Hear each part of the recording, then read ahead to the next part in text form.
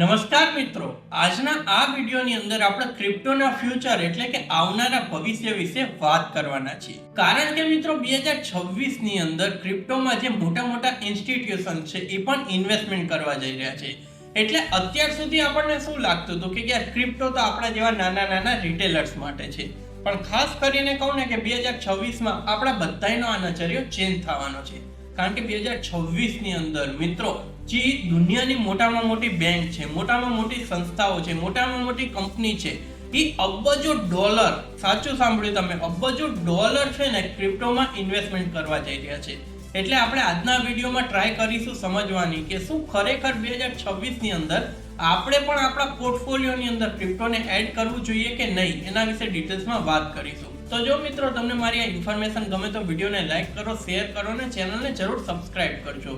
તો ચલો મિત્રો, આજનો આ વિડીયો આપણે સ્ટાર્ટ કરીએ. તો જો મિત્રો, આ વિડીયોની અંદર હું તમને 4-5 એવા પોઈન્ટ કહીશ ને જેની મદદથી તમે પોતે જ ડિસિઝન લઈ શકશો કે ભાઈ મારે મારા પોર્ટફોલિયોની અંદર ક્રિપ્ટોને એડ કરવું જોઈએ કે નહીં. બરોબર? તો પોઈન્ટને ધ્યાનથી સમજો. છતાં પણ કાંઈ પણ સવાલ હોય તો તમે કોમેન્ટ કરીને મને પૂછી શકો છો. તો આની અંદર પોઈન્ટ નંબર 1 છે કે ક્રિપ્ટોનું ETF માં એન્ટ્રી કરવું. મને આજે પણ યાદ છે કે 2024 આઈ થિંક 2024 ની જ આસપાસ ક્રિપ્ટોમાં ખાસ કરીને BTC ને ઇથેરિયમના ETF લોન્ચ થયા હતા કે જેવી રીતે આપણે શેર માર્કેટમાં ETF માં ઇન્વેસ્ટમેન્ટ કરીને સેમ એવી જ રીતે તમે BTC અને ઇથેરિયમના ETF માં ઇન્વેસ્ટમેન્ટ કરી શકો છો આજે પણ. અને લગભગ 2 વર્ષની અંદર ઘણા બધા લોકોએ ઇન્વેસ્ટમેન્ટ કર્યું છે અને ત્યાંથી સારું એવું રિટર્ન પણ પ્રાપ્ત કર્યું છે. રિટર્ન કરતા મેઇન વસ્તુ એ છે કે ત્યાંથી ક્રિપ્ટોમાં લોકોનો વિશ્વાસ વધ્યો છે અને એના જ કારણે 2026 ની વાત કરું ને તો 100 થી પણ વધારે એવા કોઈન છે જે લાઇનઅપમાં છે, જે પોતાના ETF લોન્ચ કરવા જઈ રહ્યા છે.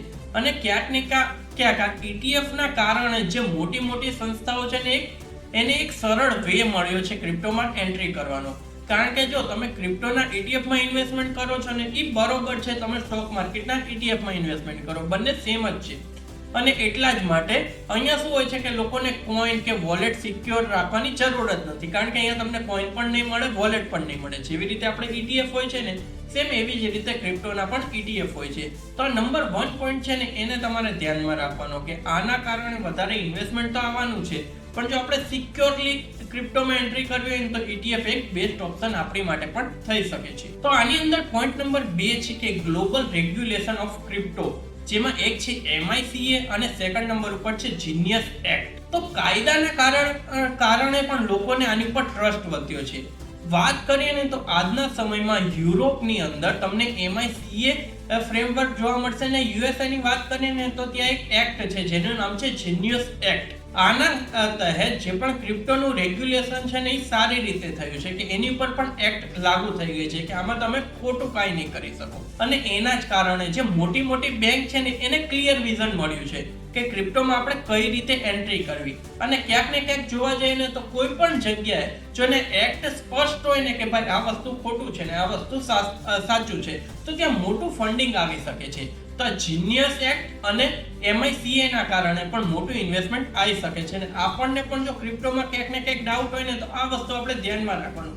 કારણ કે ક્રિપ્ટોની મોટામાં મોટી લેવડ દેવડ ક્યાં થાય છે, સૌથી વધારે ટ્રાન્ઝેક્શન ક્યાં થાય છે, યુરોપ જેવી કન્ટ્રી થઈ ગઈ, અથવા તો બીજું વાત કરીએ તો USA ની અંદર. તો ત્યાં એક્ટ છે તો ત્યાં ખોટું નહીં થાય. તો આપણે ધ્યાન રાખીશું ને તો આપણી સાથે પણ ક્યાંક ને ક્યાંક ખોટું થવાના ચાન્સીસ ના બરાબર છે. તો ગ્લોબલ જે પણ રેગ્યુલેશન આવ્યા છે એના કારણે પણ ક્રિપ્ટોની અંદર 2026માં મોટું ઇન્વેસ્ટમેન્ટ આની અંદર આવી શકે છે.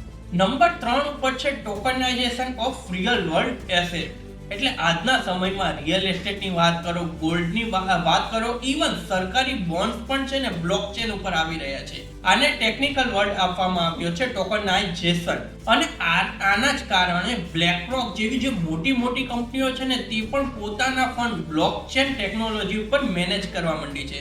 કારણ કે આનાથી એને સૌથી મેઇન ફાયદો શું થાય છે કે 24/7 ગમે ત્યારે ટ્રાન્ઝેક્શન કરી શકે છે અને એનું જે પણ કોસ્ટ છે, જે પણ ચાર્જ છે એ પણ તેમને ખૂબ જ ઓછો પે કરવો પડે છે. અને આના જ કારણે જે રિયલ વર્લ્ડ એસેટની જે વર્થ છે ને $1 ટ્રિલિયન સુધીની પણ બની શકે છે. તો ટોકનાઇઝેશનના કારણે પણ મોટી મોટી કંપનીઓ આની અંદર રસ રાખી રહ્યા છે. નંબર 4 ઉપર છે કોર્પોરેટ બેલેન્સ શીટ. આજના સમયમાં વર્લ્ડની જે 500 ફોર્ચ્યુન કંપની છે ને એ પણ પોતાના પોર્ટફોલિયોમાં બેલેન્સ શીટની અંદર બિટકોઇનને એઝ અ રિઝર્વ એસેટ તરીકે શો કરી રહી છે કે ભાઈ અમે પણ બિટકોઇનની અંદર ઇન્વેસ્ટમેન્ટ કર્યું છે ને આ રહી અમારી બેલેન્સ શીટ, તમે ચેક કરી શકો છો. એટલે કે ક્યાંક ને ક્યાંક જોવા જઈએ ને તો દુનિયાની જે 500 ટોપ 500 કંપની છે ને એ પણ સમજી ગઈ છે કે ડોલર હોય કે રૂપિયો હોય કે યુરો હોય કે કોઈ પણ કરન્સી હોય એના કરતા બિટકોઇન છે ને જે બિટકોઇનની સ્ટોર વેલ્યુ છે ને એ બહુ જ વધારે મજબૂત છે. કારણ કે આગળના વિડીયોમાં મેં તમને સમજાવ્યું કે બિટકોઇન એક બ્લોકચેન નામની ટેકનોલોજી ઉપર વર્ક કરે છે, ડિસેન્ટ્રલાઇઝ છે. એની ઉપર કોઈ પણ એક ગવર્મેન્ટ કે એક બેંક કે એક એન્ટિટીની ઓથોરિટી નથી. કારણ કે ડોલર ઉપર નીચે લઈ જવું હોય તો યુએસએ કરી શકે છે, આમ નહીં તો આમ. રૂપીસને ઇન્ડિયન ગવર્મેન્ટ કરી શકે છે, પણ બિટકોઇનને મેન્યુપ્યુલેટ કરવું એટલું ઇઝી નથી. ચલો બાઇંગ સેલિંગ આવી વસ્તુ અલગ છે, પણ પ્રોપર એક વ્યક્તિ કે એક સંસ્થા એને હલાવી નથી શકતી. એટલે એની જે સ્ટોર વેલ્યુ છે ને એ મજબૂત થતી રહી છે.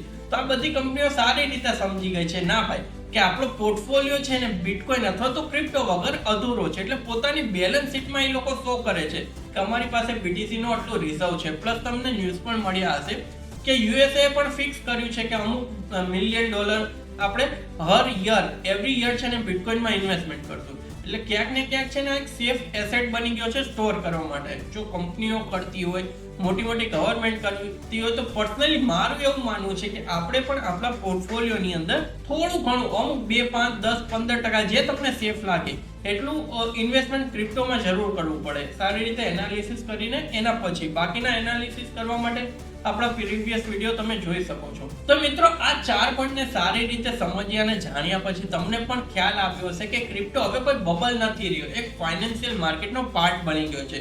તો જેટલી મોટી બેંક, સંસ્થા, ઇન્સ્ટિટ્યુશન, મોટી મોટી કંપનીઓ, બ્લેક રોક જેવી કંપનીઓ આમાં ઇન્વેસ્ટમેન્ટ કરતી હોય, લોકો પોતાની બેલેન્સ શીટમાં ક્યારે આ બતાવતા હોય. પર્સનલી મેં તો મારા પોર્ટફોલિયોની અંદર એને એડ કરી દીધું છે. તો તમારે પણ જરૂર કરવું જોઈએ, પણ રિસર્ચ કરો ને પછી કરો. તો મને આશા છે કે આજના વિડીયોથી તમને ક્લિયરિફિકેશન મળ્યું હશે કે 2026 ની અંદર બિટકોઇન અથવા તો કોઈ પણ ક્રિપ્ટોનું ભવિષ્ય કઈ રીતે રહી શકે છે.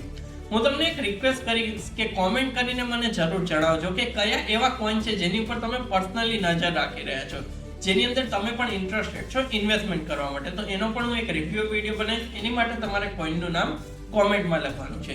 બાકી વિડીયો ઇન્ફોર્મેટિવ લાગ્યો હોય તો લાઈક કરો અને બધા જ ફ્રેન્ડ સાથે જરૂર શેર કરજો. બાકી ચેનલને સબસ્ક્રાઇબ કરવાનું ભૂલતા નહીં. તો ચલો મિત્રો, હું તમને ફરીથી મળીશ એક નવા આવા જ ઇન્ફોર્મેટિવ વિડીયો સાથે. Crypto products and NFTs are unregulated and can be highly risky. There may be no regulatory recourse for any loss from such transactions.